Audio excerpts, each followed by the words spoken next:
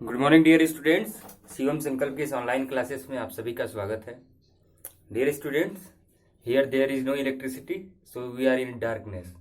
तो आप अपने मोबाइल का ब्राइटनेस बढ़ा लीजिएगा ताकि आपको अच्छे से वीडियो देख सके। मैं अपने मोबाइल का फ्लैश जलाया हूँ और वीडियो बना रहा हूँ। ठीक, तो डियर स्टूडेंट्स, कल के क्लास में हम लोग पढ़ रहे थे कलन की विधियाँ।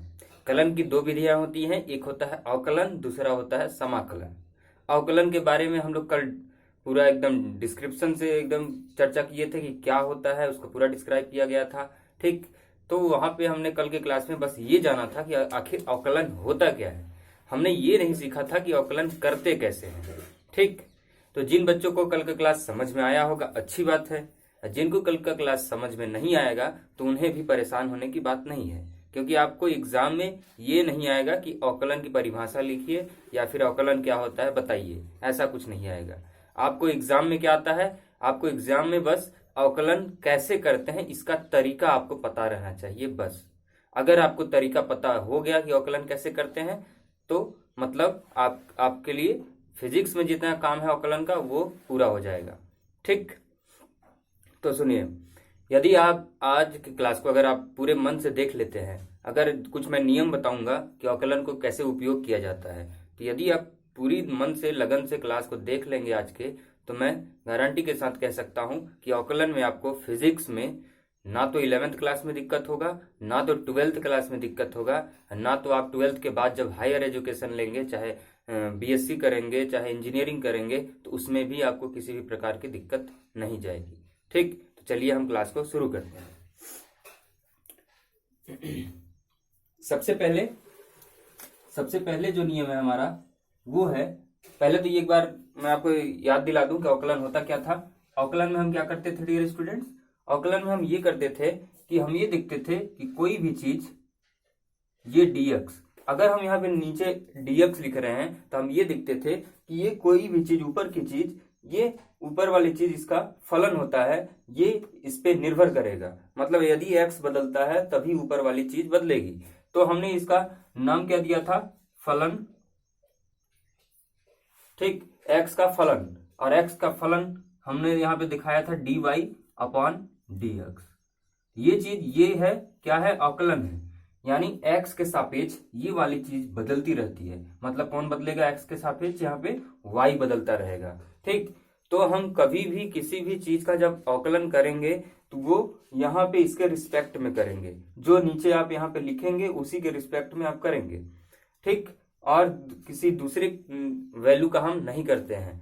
अगर यहाँ पे y है यहाँ पे y है, यहाँ पे dx है, तो हम जो भी चीज का अवकलन करेंगे वो x के रिस्पेक्ट में होना चाहिए, ना कि जैसे कि ना कि t के रिस्पेक्ट में, ना तो v के रिस्पेक्ट में, ना कि तो s के रिस्पेक्ट में। ठीक, तो अभी आप समझेंगे उसकी पूरी जानकारी। ठीक, तो देखिए पहला लेते हैं हम लोग। इसमें पहला ये है कि मान लीजिए यदि y बराबर c है, यदि y बराबर c है और c एक नियतांक है, c एक नियतांक है। नियतांक मतलब जो राशि कभी बदलती नहीं है, ऐसे राशियों को हम बोलते हैं नियतांक, हमेशा जो समान रहे, कांस्टेंट रहे। ठीक, तो यदि y बराबर c है और इसका हमें करना है क्या, डेरिवेटिव यानी अवकलन निकालना है, तो अवकलन यानी हमें क्या करना है, dy/dx। ठीक, dy/dx करना है डियर स्टूडेंट्स। तो यहाँ पे देखिए y कितना है, c है, तो हम यहाँ पे y की जगह पे c लिख देंगे और यहाँ पे कर देंगे dx। ठीक, और अब एक चीज आप देख सकते हैं, मैं आपको बताया था कि कभी भी किसी भी चीज का जब भी हम क्या करेंगे, अवकलन करेंगे, तो जो नीचे वाला रहेगा यानी नीचे x है तो x के ही रिस्पेक्ट में कर सकते हैं। तो क्या ऊपर ये राशि x के टर्म में है, बिल्कुल नहीं है। तो x के टर्म में बिल्कुल नहीं है तो इसका हम डेरिवेटिव, इसका हम अवकलन नहीं कर सकते हैं, तो ये हो जाएगा हमारा 0। ठीक, अब आप उदाहरण से समझिए। एग्जाम्पल देखिए, अगर हमें करना है d/dx किसका, अगर y का मान यहाँ पे हम रख देते हैं 5, तो 5 क्या है, एक नियतांक है। ठीक, इसका डेरिवेटिव 0, इसके बगल में x नहीं है, कहीं भी इसके साथ x नहीं है, ये चेंज होगा ही नहीं, तो 0। दूसरा एग्जांपल आप देखिए, जैसे कि डी अपॉन डी एक्स, अगर हम पाई का करते हैं तो पाई भी एक नियतांक राशि है, तो इसका डी अपॉन डी एक्स कितना हो जाएगा, 0। समझ पा रहे हैं ना। दूसरी चीज अब देखिए, अब यहां पे क्या हुआ, दूसरा, यदि y बराबर c इंटू एक्स है, ठीक, c क्या है, एक नियतांक है, राइट, c एक नियतांक है और यहाँ पे x आ गया है। तो अभी अगर हम dy अपॉन डी एक्स करते हैं डियर स्टूडेंट्स, यदि आप अभी इसको dy अपॉन डी एक्स करेंगे, ये सारी चीजें आप याद करते चलिए, कोई भी कांस्टेंट टर्म है, चाहे वो 5 हो, चाहे 6 हो, चाहे 10 हो, चाहे 100 हो, अगर उसके साथ x इंटू नहीं है तो यानी वो उसका dy अपॉन डी एक्स यानी क्या होगा, अवकलन क्या हो जाएगा, 0। dy upon D x, y बराबर कितना है, c इंटू एक्स, ठीक, और यहां पे आ जाएगा dx। अब यहाँ पे तो x है, मतलब इसका अवकलन होगा, हम इसको 0 नहीं लिख सकते। 0 क्यों नहीं लिखेंगे, क्योंकि यहाँ पे केवल c था, अभी यहाँ पे केवल c नहीं है डियर स्टूडेंट्स, अभी c के साथ x भी लगा है, मतलब यहाँ पे हम cx का डेरिवेटिव कर रहे हैं, ना कि c का, तो यहाँ पे 0 नहीं होगा। जब ऐसा केस आता है तो c आ जाएगा बाहर और इधर क्या बचेगा, dx अपॉन dx, तो ये कट के कितना हो जाएगा, 1, तो ये आंसर आ जाएगा आपका c। ठीक, समझ में आ रहा है। एग्जाम्पल देखिए, एग्जाम्पल, अगर आपको डी अपॉन डी एक्स करना हो, यहां पे हम लिख देते हैं जैसे 5x। अगर 5 केवल था तो 0 था, क्योंकि उसके साथ x नहीं था, हम इसके रिस्पेक्ट में चेंज नहीं कर सकते थे, लेकिन अभी तो 5x है, तो 5x है तो 5 को आप ले लेंगे बाहर और dx अपॉन dx, ये कट गया, तो ये क्या बचा, 5, ये dx अपॉन dx कितना हो जाता है, 1 हो जाता है। ठीक, आप डायरेक्ट भी कर सकते हैं। ठीक, ऐसे और एग्जांपल जैसे d अपॉन डी एक्स, अगर यहाँ पे 9x है तो 9x का सीधे आप लिख देंगे 9। ठीक, यहाँ पे x है, ये खत्म हो जाएगा, ये 1 बन जाएगा, तो ये आ जाएगा 9। तो ये है एग्जांपल। ठीक, आगे बढ़ते हैं, दिख रहा है, ठीक है, समझते जाइए क्लास को। अगर आज की क्लास को आप समझ गए तो पूरा आज का क्लास डिपेंड करेगा 11th क्लास में, पूरा 12th क्लास में और आगे भी। अगर आज नहीं सीखे तो फिर कभी सीख नहीं पाएंगे। मैथ्स वाले तो सीख लेंगे, लेकिन बायो वाले नहीं सीख पाएंगे। अब देखिए, अब तीसरा नियम है, यदि y बराबर c इंटू यू है, यदि y बराबर c इंटू यू है, और यदि मैं ये कहता हूं कि ये u जो है ये x का फलन है, ये जो u है ये x का फलन है, दो चीजें हमको दी हुई हैं, और हमसे अगर पूछ रहा है कि dy अपॉन डी एक्स कितना होगा, तो dy अपॉन डी एक्स, तो dy की जगह पे c into you upon D x. ये u क्या है डियर स्टूडेंट, u x का फलन है, x पे निर्भर कर रहा है, तो ये c एक नियतांक है, तो इसको आप ले लेंगे कहाँ, बाहर ले लेंगे, और इधर क्या बचेगा, du बचेगा, और नीचे क्या बचेगा, dx। मतलब जो भी अवकलन होगा वो किसका होगा, du अपॉन dx का। राइट, एग्जाम्पल से समझते हैं, जैसे कि यहां पे है y बराबर नहीं लिखते हैं, मैं डायरेक्ट बता रहा हूं आपको एग्जाम्पल, वो सब जो भी एग्जाम्पल ले रहे हैं y के बराबर ही है। तो एग्जाम्पल में हम ले लेते हैं जैसे कि 5u को ही लेके चलते हैं, 5u। ठीक, अगर हमें 5u, ये y बराबर अगर 5u है, अगर इसका हमें dy अपॉन dx पूछ रहा है, तो dy अपॉन dx, तो d यहां आ जाएगा 5u, और ये u बराबर है किसके, fx का फलन है। ठीक, तो ये 5u अपॉन dx, ये 5 नियतांक है तो बाहर आ गया, अंदर क्या बचा, du अपॉन dx। ठीक, ये आंसर हो जाएगा। राइट, समझ पा रहे हैं ना।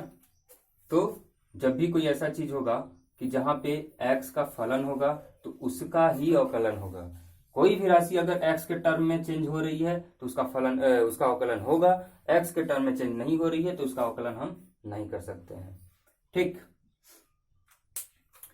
अब अगला आगे बढ़ते हैं, चौथा नियम देखते हैं। ठीक, क्या मैं इसको मिटा दूं, इसको मैं मिटा दे रहा हूँ, ठीक, मिटा के ऊपर से बता रहा हूँ।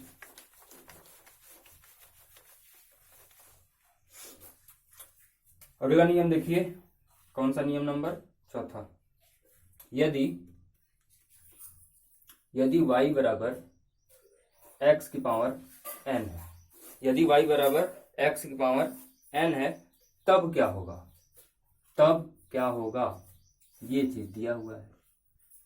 इसके लिए, और ये मैं बता दूं, ये जो नियम है ना, ये बहुत ज्यादा इंपॉर्टेंट है। 90% इसी का यूज होता है। कितना परसेंट? 90% इसी का यूज होगा हर बार। तो इसको समझ लीजिए, dy अपॉन dx हमें करना है, और यहां पे क्या दिया हुआ है? y का मान कितना दिया है? x की पावर n, और नीचे dx। यहाँ पे x के टर्म में है, इसलिए हम इसका अवकलन कर सकते हैं, क्योंकि यहाँ हमारा x है, x के रिस्पेक्ट में ये चेंज होगा। तो अब इसको हम कैसे करते हैं डियर स्टूडेंट्स? ये जो पावर है ना, इसको आप उठा के बाहर ले आइए, यहाँ पे इंटू कीजिए। ये पावर यहाँ आ जाएगा, इंटू हो जाएगा, और x की जो पावर है ये एक घट जाती है, तो ये हो जाएगा n-1। ये फार्मूला है इसका, dy अपॉन dx। अगर x की पावर n है तो इसको हम n(x n-1) करते हैं। किसके लिए? x की पावर यदि n है तो जो भी पावर होगा उसको इंटू करेंगे, बाहर ले आके किससे इंटू करेंगे? x की पावर n-1 करके। ठीक, एग्जाम्पल से भी आप समझेंगे, ये एकदम आपको याद होना चाहिए, n इंटू x की पावर n-1। एग्जाम्पल समझते हैं इसका। जैसे कि यदि आपको करना है d की power x cube upon dx, d upon dx x की पावर क्यूब, कितना हो जाएगा? पावर यहाँ पे 3 है तो 3 को यहाँ पे लाइए। ठीक, x की पावर कितनी यहाँ पे? 3 है। हमने कहा था कि n-1 होगा, तो 3-1 हो गया, तो आंसर आ जाएगा 3x की पावर 3 में से 1 गया तो 2। तो आंसर कितना आया? 3x²।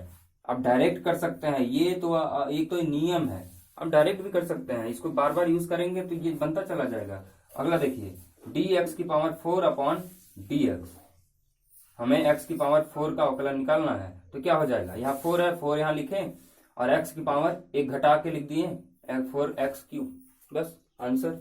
इसी टाइप से आगे देखिए, d अपॉन dx यदि हमें करना होगा x की पावर 5 का, x की पावर 5 है तो यहाँ कितना हो जाएगा? ये 5 हो गया, और इसका x की पावर 1 घटा दीजिए, तो यहाँ कितना आ जाएगा? 4 आ जाएगा। राइट, समझ पा रहे हैं? समझ पा रहे हैं? अगर यहाँ पे देखिए, अगर ऐसा है d अपॉन dx 6x, तब क्या होगा? अभी यहाँ पे x की पावर कितनी है? 1 है। तो जब भी कोई चीज ऐसा आएगा 6x, x की पावर यदि 1 होगा, तो आंसर में वही आ जाएगा, ये नंबर आ जाएगा। क्यों? क्योंकि देखिए n क्या है? हमारा 1 है, ये नियतांक है तो ये बाहर आ गया, 6 हो गया। ठीक, अगर x की पावर 1 है तो ये किससे इंटू हो रहा है? ये किससे इंटू होगा? 1 से ही इंटू होगा, और x की पावर 1-1 कितना हो जाएगा? 0 हो जाएगा, तो ये 6 ही ना आएगा। ठीक, तो कभी भी देखिएगा, अगर केवल यहाँ पे x के साथ कोई नियतांक होगा तो वही नियतांक आंसर में आ जाता है। अगर यहाँ पे 7x होता तो आंसर 7, 10x होता तो 10, 5x होता तो 5। ठीक, ये नियम है।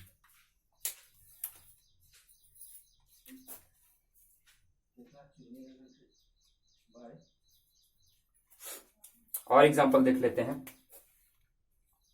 समझ में तो आ रहा है। अब यहाँ पे हम d अपॉन dx आपसे पूछ रहे हैं कि हमें बताइए आप 3x² का, 3x², 3 ये हुआ। ठीक, अब 3 एक नियतांक है तो हमने इसको बाहर निकाल लिया। इसके साथ पावर कितना है? x की पावर 2, तो x की पावर 2 यानी यहाँ पे 2 और x, और यहाँ पे n-1 कर देंगे तो x की पावर 1, तो 3 2 6x इसका आंसर। ठीक, कितना आंसर आ जाएगा इसका? 6x। अब देखिए एक और एग्जांपल लेते हैं, एकदम देखते देखते आ जाना चाहिए एकदम। 6x² का हमें अवकलन निकालना है, तो इसको करते कैसे हैं? डायरेक्ट यदि आपको करना है तो डायरेक्ट करने का क्या तरीका है कि इसको इससे मल्टीप्लाई कर दीजिए, 6 दूनी 12, और x की पावर यहाँ पे 2 पहले से था तो यहाँ पे घट के 1 हो गया, तो 12x इसका आंसर आ जाएगा, 12x। ठीक, इसी टाइप से एक और देख लीजिए, d अपॉन dx। अगर यहाँ पे मान लीजिए tan x क्यूब है, तब क्या होगा, tan 3 जा 30 और x की पावर यहाँ पे क्यूब है तो एक घटा के स्क्वायर हो जाएगा, 30x स्क्वायर इसका आंसर। ठीक, ये नियम है। आगे बढ़ते हैं। समझ में आ गया? समझ में आ गया तो आगे बढ़ते हैं।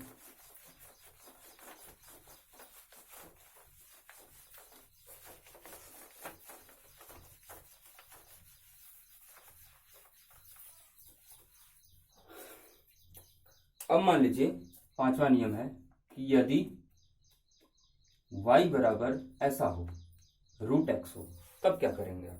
तब कैसे होगा ये? ठीक, दिख रहा है ना? दिख तो रहा है। y बराबर √x होगा तो इसका अगर हमें dy/dx करना होगा तब हम कैसे करेंगे, ये हमारा क्वेश्चन है। तो डियर स्टूडेंट्स, जब भी ये रूट में है तो इसको आप जब चेंज करेंगे रूट में, तो रूट का मतलब होता है x की पावर 1/2, यही होता है x की पावर 1/2। ठीक, तो यहाँ पे अब dy का मान कितना, आप इसको चेंज करके कितना लिखें, x की पावर 1/2, तो यहाँ पे लिखेंगे x की पावर 1/2 और यहाँ पे dx।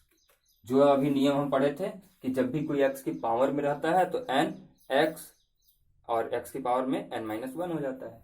ठीक, तो यहाँ पे 1/2 को हम कहाँ पे कर लेंगे, बाहर कर लिए, क्योंकि ये n है तो n इंटू होता है, और इंटू में फिर क्या करेंगे, x की पावर यहाँ पे कितना हो जाएगा, 1/2 - 1। ठीक, कौन सा फार्मूला, ये वाला nx n-1, यही फार्मूला यूज कर रहे हैं यहाँ पे। ठीक, देखिए 1/2 पावर है तो यहाँ पे बाहर कर लिए, इंटू कर लिए, और x की पावर n में से एक घट जाती है। ठीक, तो घटा दिए।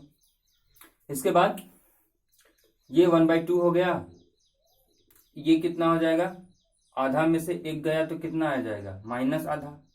ठीक, -आधा आ गया। अगर ये -आधा है तो इसका मतलब ये क्या है, अगर ये कोई भी चीज -आधा है तो इसका मतलब ये नीचे डिवाइड हो रहा है, तो डिवाइड हो रहा है तो ये नीचे जाके +2 बना लेगा, +1/2 बना लेगा।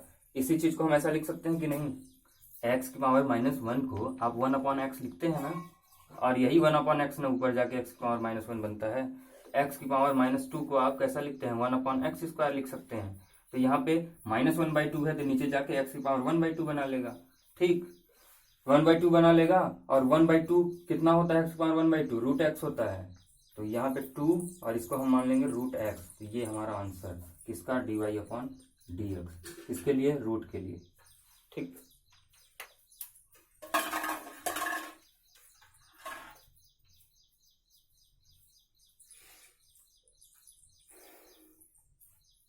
आगे बढ़ते हैं। आगे बढ़ते हैं और अभी तक देखते हैं कि आप कितना सीखे। अब मैं ये 5 नियम पढ़े हैं। ठीक, 5 नियम के बाद एक कुछ उदाहरण दे रहा हूं और मुझे बताइए कि आप कितना सीखे अभी तक, कि बस मैं ही बोले जा रहा हूं। अगर इक्वेशन देते हैं एक आपको, ये क्वेश्चन है। ठीक, y बराबर आपको मान लीजिए दिया है 3t² minus 5t, 3t² minus plus 5t minus 10, और इसका आपको पूछा है dy/, अच्छा एक सेकेंड। ठीक है, ये तो मैं बता दूंगा, लेकिन एक चीज और कॉन्सेप्ट क्लियर करने वाली बात है। अभी तक हम लोग क्या कर रहे थे,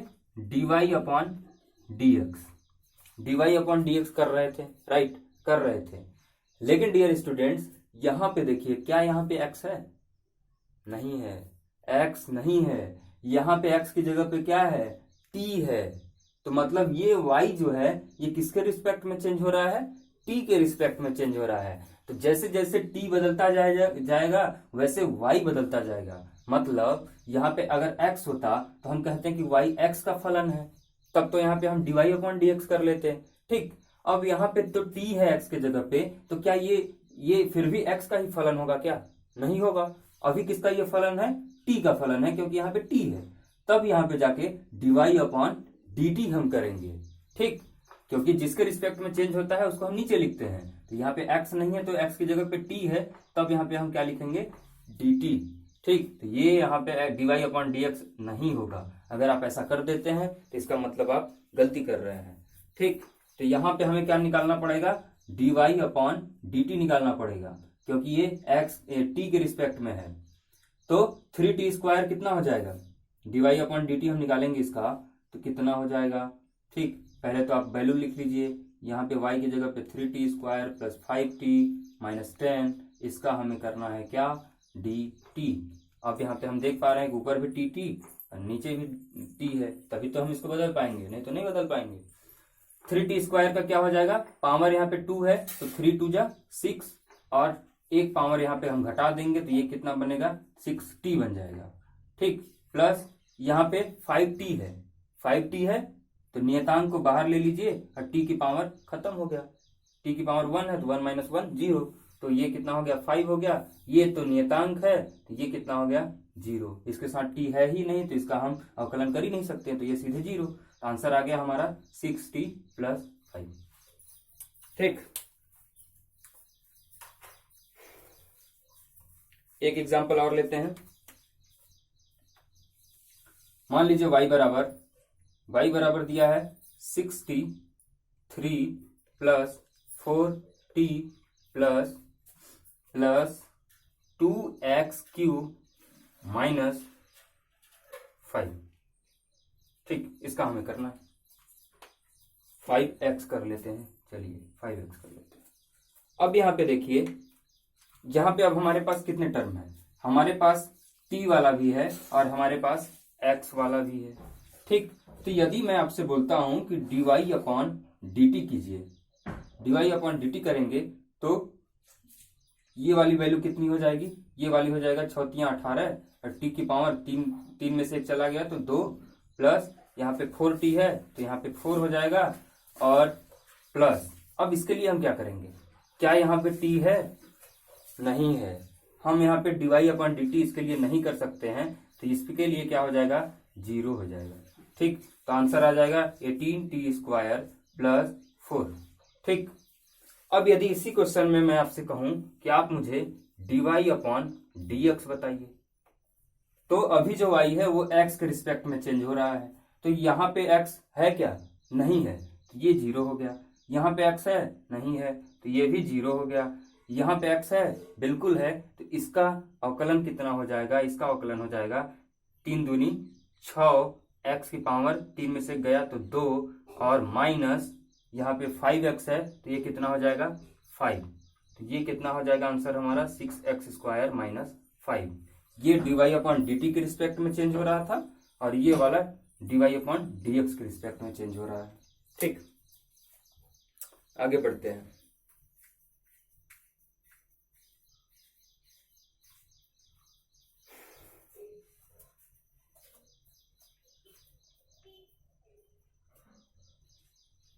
आगे बढ़ते हैं, अब नियम नंबर 6 लेते हैं। 5 नियम हम लोग पढ़े, 5 नियम पढ़ रहे हैं, कॉन्सेप्ट क्लियर करते जा रहे हैं। अब ले रहे हैं नियम नंबर 6। नियम नंबर हमारा 6 क्या कहता है,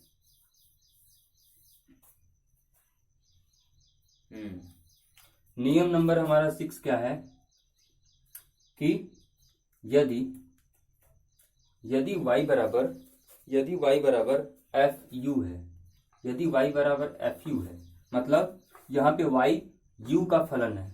ठीक, u के रिस्पेक्ट में चेंज हो रहा है, मतलब dy अपॉन du हो रहा है। ठीक, दूसरी कंडीशन ये दिया हुआ है आपको कि ये जो u है ये फलन है x का, मतलब y u के रिस्पेक्ट में चेंज हो रहा है, मगर जो u है वो x के रिस्पेक्ट में चेंज हो रहा है। मतलब यहाँ पे हमें फलन कितने दिए हुए हैं, फलन 2 दिए हुए हैं। फलन कितना है, 2 है, मतलब इसके रिस्पेक्ट में अगर देखें 2 फलन है ना, एक ये वाला एक ये वाला। अगर इसके रिस्पेक्ट में हम अवकलन निकालेंगे तो इसका क्या बनेगा, dy अपॉन du। ठीक, और इसका क्या बनेगा, du अपॉन dx, क्योंकि ये x के रिस्पेक्ट में चेंज हो रहा है u, ये u जो था ये y u के रिस्पेक्ट में चेंज हो रहा है, तो बना dy अपॉन du। आपसे क्या पूछेगा, आपसे पूछेगा कि बताइए dy अपॉन dx कितना होगा। dy अपॉन dx कहीं पे है, नहीं है, यहाँ पे dy अपॉन du हो रहा है, du अपॉन dx हो रहा है। इसके लिए हम क्या करते हैं, ये हमें सीखना है। ठीक, तो इसके लिए हम क्या करते हैं, एक बार हम इसको लिखते हैं dy अपॉन du और इंटू कर देते हैं किससे, फिर du अपॉन dx। ये करने का तरीका है। अगर आप इसको काट देंगे du को, तो लास्ट में क्या मिलेगा आपको, dy अपॉन dx में मिलेगा। ठीक, इसलिए ये तरीका है इसको करने का। हम अलग अलग अवकलन निकाल लेते हैं, इसके लिए अलग, इसके लिए निकाले थे dy अपॉन du, और जो भी इसका आया उसको इंटू कर देंगे नीचे वाले से, तो du अपॉन dx। ये फार्मूला है इसका। ठीक, जब कभी हमें दो फलन दिए हों अलग अलग और उनमें संबंध पूछ लिया जाता है तो, राइट। एग्जाम्पल देख लेते हैं, एक ठो एग्जाम्पल देख लेते हैं डियर स्टूडेंट्स। एग्जाम्पल में मान लीजिए आपको दिया है 5u माइनस 3। एक तो ये दे दिया, और दूसरी चीज आपको दिया है u बराबर एक्स स्क्वायर। दो फलन है, एक ये एक ये। ठीक, ये मान लीजिए y बराबर है। ठीक, तो आपको क्या निकालना है, dy upon dx। dy upon, अगर आप इसका dx निकालते हैं तो कितना हो जाएगा, पहले हमें dy अपॉन du करना पड़ेगा, ये वाला। तो ये कितना हो जाएगा, d5u minus 3 upon du into du का मान कितना है, एक्स स्क्वायर, नीचे किसके रिस्पेक्ट में, dx के रिस्पेक्ट में। ये हो जाएगा। ठीक, कितना आंसर आ जाएगा, du के रिस्पेक्ट में यहाँ पे देखिए -3 है, तो -3 का तो 0 हो जाएगा क्योंकि ये नियतांक है, तो यहाँ पे आ जाएगा 5। u की पावर 1 है तो ये केवल 5 हो जाएगा। ठीक, इंटू में एक्स स्क्वायर का अवकलन 2x, n आ जाएगा इधर इंटू, और x की पावर 2 में से एक गया तो एक बचेगा, तो यहाँ पे 2x बना, तो आंसर आ जाएगा हमारा 5 दूनी 10x, 5 दूनी 10, 10x इसका आंसर। ठीक, ये तरीका है। अभी कुछ नियम और देखने हैं, बोर तो नहीं हो रहे हैं, देख लीजिए, क्योंकि नियम पढ़ के ही क्लास को समाप्त किया जाएगा। इसके बाद अगला नियम हम लेते हैं। अगला नियम है, यदि y बराबर u इंटू v है, और ये जो u है ये भी फलन है x का, और ये जो v है ये भी फलन है x का। दोनों x के ही फलन है, मगर इनमें बदलाव क्या हो रहा है, इनमें बदलाव ये हो रहा है कि वो आपस में क्या हो रहे हैं, गुणा हो रहे हैं। तो जब भी कंडीशन ऐसी बनती है कि आपस में गुणा होते हैं डियर स्टूडेंट्स, तब हम क्या करते हैं, तो उसके लिए जब हमसे पूछा जाता है कि dy अपॉन dx क्या होता है, dy अपॉन dx क्या होता है, तब उसके लिए हम फार्मूला यूज करते हैं dy अपॉन dx के लिए। क्या, सबसे पहले वाले को इंटू करेंगे। ठीक, सबसे पहले वाले को इंटू करेंगे, और दूसरे वाले का फिर, ये दो टर्म है ना, एक ये एक ये, पहले को इंटू किए और दूसरे वाले का अवकलन निकाल देते हैं, dv अपॉन dx। ठीक, dv अपॉन dx, ठीक है, प्लस इंटू है तो इंटू नहीं करेंगे, अब यहाँ पे हम प्लस करेंगे, फिर दूसरे वाले को हम यहाँ पे इंटू करेंगे और पहले वाले का अवकलन कर देंगे, तो यहाँ जाएगा du अपॉन dx। ये बना हमारा फार्मूला। फिर से देखिए, जब भी दो फलन जो दोनों x के ही फलन हो, अगर आपस में मल्टीप्लाई हो रहे हैं तो क्या करते हैं, पहले वाले को लिखेंगे फिर उसको इंटू करेंगे किससे, दूसरे वाले का अवकलन। ठीक, पहले को लिखें फिर दूसरे का अवकलन, फिर प्लस लगाएं, फिर दूसरे को लिखें फिर पहले का अवकलन कर दिए। ठीक, तो ये बना u dv upon dx plus v du upon dx, right. तो अब देखते हैं इसको एग्जाम्पल से मैं समझाता हूं आपको। एक एग्जाम्पल है, मान लीजिए y बराबर है x square sine x, y बराबर है x square sine x, right. तो यहाँ पे देख सकते हैं आप, यहाँ पे हमारे पास कितने टर्म हैं, एक तो ये है और एक ये है, एक्स स्क्वायर वाला और साइन एक्स वाला आपस में क्या हो रहे हैं, गुणा हो रहे हैं। ठीक, यहाँ पे दो हैं, दो टर्म है, और दोनों किसके रिस्पेक्ट में है, एक्स के ही रिस्पेक्ट में है, दोनों एक्स के ही फलन है। ठीक, तो हम यहाँ पे हमसे पूछा जाएगा कि आप हमें dy अपॉन dx बताइए। अब हमने देखा कि यहाँ पे दो ठो है, तो ये वाला फार्मूला लगेगा। कैसे लगेगा? तो सबसे पहले हम इसको लिखेंगे जैसा है, और दूसरे वाले का क्या कर दिए, दूसरे वाले का हम कर दिए अवकलन, डी अपॉन डी एक्स, इसका साइन एक्स, प्लस का साइन लगाएं, इनटू है तो प्लस का साइन, फिर दूसरे वाले को जैसा है वैसा लिखें, और इसके बाद हम पहले का कर दिए क्या, डी अपॉन डी एक्स। ये तो x square D upon D x, इसका साइन एक्स का, तो आप याद करेंगे D upon D x sine x का कितना होता है, साइन एक्स का होता है कॉस एक्स, इसको आप नोट कर लेंगे। और डी अपॉन डी एक्स, अगर यहाँ पे कॉस एक्स होता तो कॉस एक्स का होता है माइनस साइन एक्स, इसको आप नोट कर लेंगे। ठीक, ये याद करना पड़ेगा, राइट।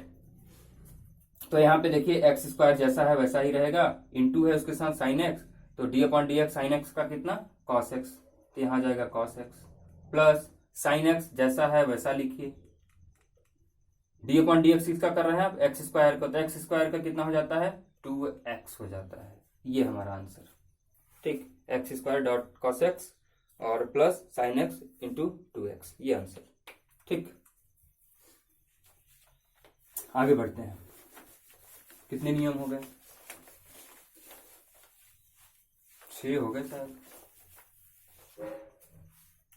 अब लास्ट ही है, अब ज्यादा टाइम नहीं लगेगा। ठीक, 7वां नियम ये है कि अगर y बराबर u अपॉन v है तब आप क्या करेंगे। अभी इंटू हो रहा था, अभी डिवाइड हो रहा है, दोनों x का ही फलन है, और आपसे पूछ देगा क्या, आपसे पूछ देगा dy अपॉन dx बताइए। तब क्या करते हैं, वही टर्म ऊपर जो अभी पढ़े थे वही लगाएंगे, पहले u को लिखें, फिर d अपॉन dx किसका करेंगे, v का कर दिए, यहाँ पे डिवाइड है तो साइन आएगा माइनस का, और यहाँ पे फिर v को लेंगे, फिर d अपॉन dx कर देंगे u का, और नीचे डिवाइड करेंगे सबसे, ये जो नीचे वाला रहेगा डिनोमिनेटर हमारा रहेगा उसका कर देते हैं स्क्वायर। ये फार्मूला है इसके लिए। ठीक, ये यहाँ पे v है, कंफ्यूज मत हुई, यहाँ पे v है, यहाँ पे d अपॉन dx u का होगा। ठीक, और एक और देख लेते हैं 8वां नियम, यदि y बराबर e की पावर x है, e की क्या है, एक्सपोनेंट है, तो एक्सपोनेंट का कभी भी dy अपॉन dx नहीं बदलता है। अगर ये d e की पावर x अपॉन dx आप करेंगे तो इस आंसर में e की पावर x ही आएगा। इसके साथ कोई भी चीज मल्टीप्लाई है फिर भी वही आंसर आएगा, जैसे d upon dx a into E x है, आंसर में ये एक नियतांक है तो ये आ जाएगा बाहर, और ई एक्स